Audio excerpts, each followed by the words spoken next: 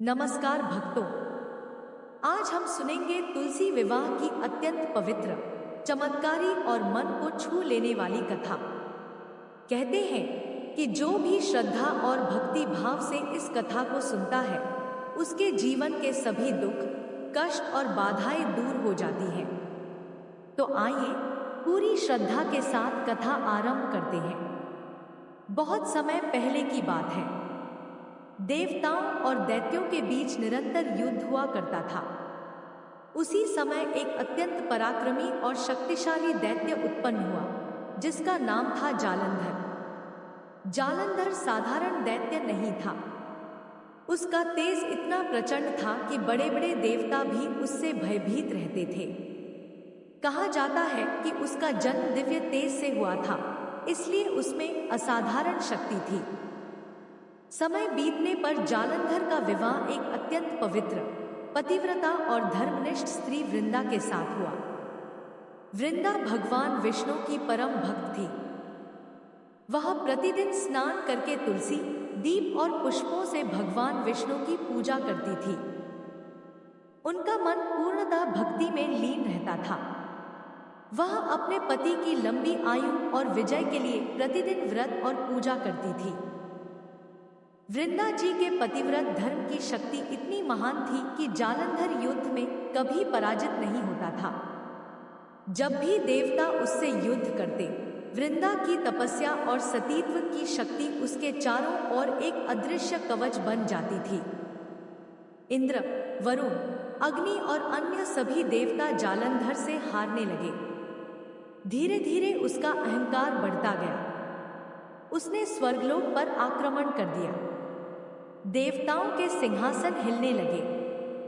चारों ओर भय और अशांति फैल गई। देवता अत्यंत दुखी होकर भगवान विष्णु और भगवान शिव के पास पहुंचे और प्रार्थना करने लगे, हे प्रभु, हमारी रक्षा कीजिए। जालंधर के अत्याचारों से तीनों लोग संकट में हैं।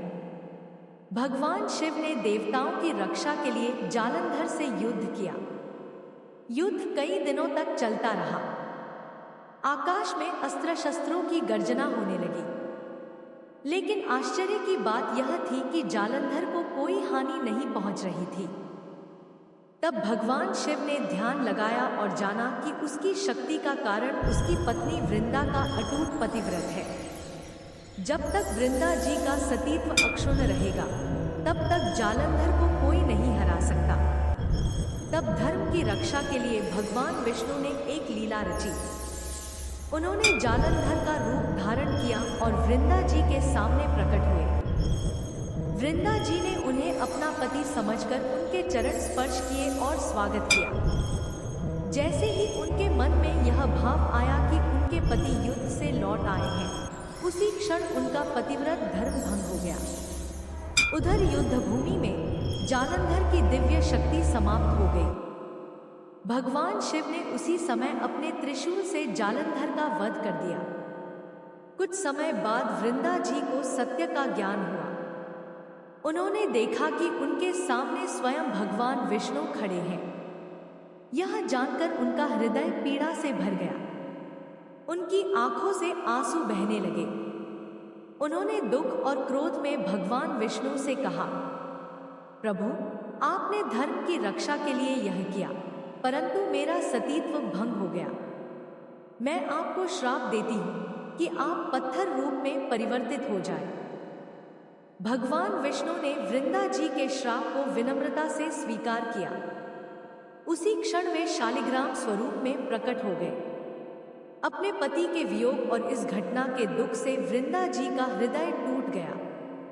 उन्होंने अग्नि में प्रवेश कर अपने प्राण त्याग दिए। कुछ समय बाद उसी स्थान से एक दिव्य और सुगंधित पौधा उत्पन्न हुआ। भगवान विष्णु प्रकट हुए और बोले, हे वृंदा, आज से तुम पृथ्वी पर तुलसी माता के रूप में पूजी जाओगी। मेरे हर पूजन, हर भोग और हर आरती में तुम्हारा विशेष स्थान होगा। तुम्हारे बिना मेरी पूजा कभी पूर्ण नहीं मानी जाएगी। भगवान विष्णु ने आगे कहा, कार्तिक मास में हर वर्ष मेरा विवाह तुम्हारे साथ शालिग्राम रूप में कराया जाएगा। तभी से तुलसी विवाह की परंपरा प्रारंभ हुई। कार्तिक शुक्ल एकादशी या द्वादशी के दिन घर घर में तुलसी माता को दुल्हन की तरह सजाया जाता है। उन्हें चुनरी ओढ़ाई जाती है, दीपक जलाए जाते हैं और शालिग्राम भगवान के साथ उनका विवाह कराया जाता है। कहते हैं कि जिस घर में तुलसी विवाह होता है, वहां भगवान विष्णु और माता लक्ष्मी की विशेष कृपा बनी रहती है।